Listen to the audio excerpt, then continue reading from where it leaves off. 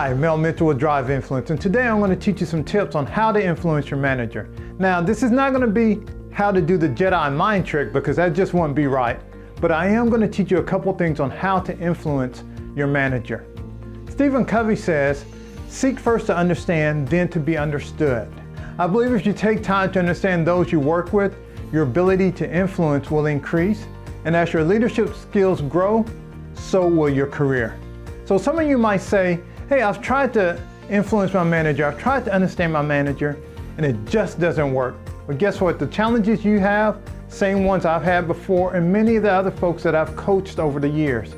But I'm going to teach you a couple tips today on how to influence your manager, and they work because I've seen them used over and over and over again. So you ready to jump into this?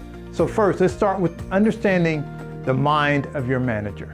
And so to do that, there are a couple things that you need to understand. And the first thing is, understand what your manager's goals are. Because guess what? What your manager's goals are going to probably be some of the things that you work on.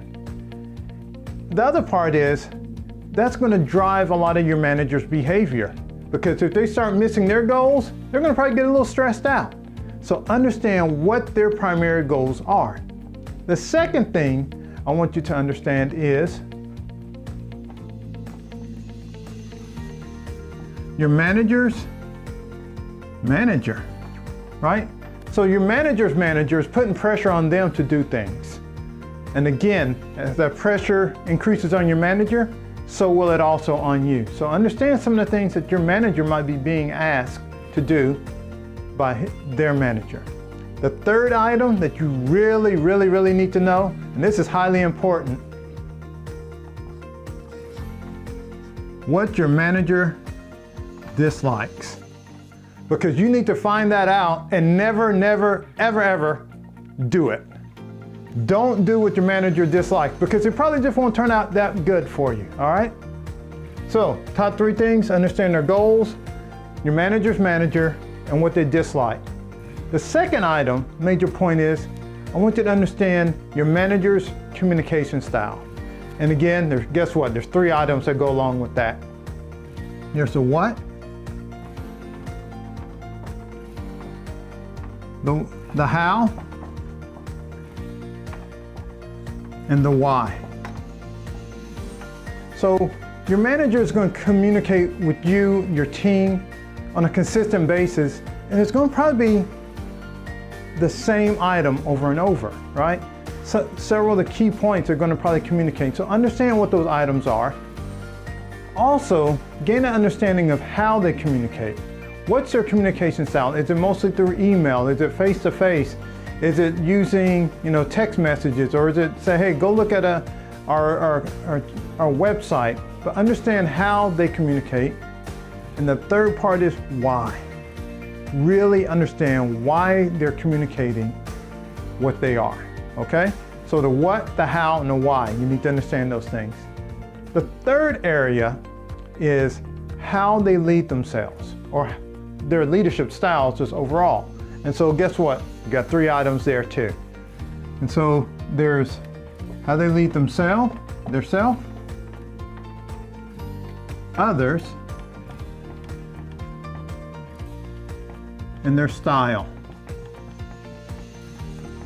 And so when it comes to how your manager leads themselves, how do they keep themselves accountable? How do they hold themselves accountable? And also when they're working with others, your team, their peers, what are some of the core things that they do? How do they hold other people on your team accountable? Then when it comes to their style, what's their leadership style? Is it command and control, do what I say, not as I do? Or is it more open and engulfing to where they listen to everybody's different viewpoints and opinions? So understand how they lead themselves, how they lead others, and what their leadership style is, okay? Now, we talked about these three areas and you're probably thinking, Mel, this is all good, but how do I do this? All right, I have some suggestions there for you also, okay? So for the how, I have three suggestions for you. First one is one-on-one Managers, right? And so you might be saying, well, what's a one-on-one? So a one-on-one is a meeting that you have with your manager where you talk about your career goals and aspirations and those types of things. And you might be saying, well, I talk with my manager all the time, but I can probably guess it's probably on the projects that you're working on. I want you to spend a meeting 20 minutes, 30 minutes, talking about your career, where the company's going. And guess what? During that meeting, you can ask your manager, hey, what are your goals? What are some of the things that your manager is asking you to do? And tell me, what do you dislike? Because I don't want to do that. You can ask those things in that one-on-one. If you can't get a one-on-one, another thing you can do is observe what your manager does. Again, that can come down to the communication styles, the what, the how, and the why. But observe what your manager does and how they lead themselves and others. And the third area where you can get that understanding that you need is just do some research.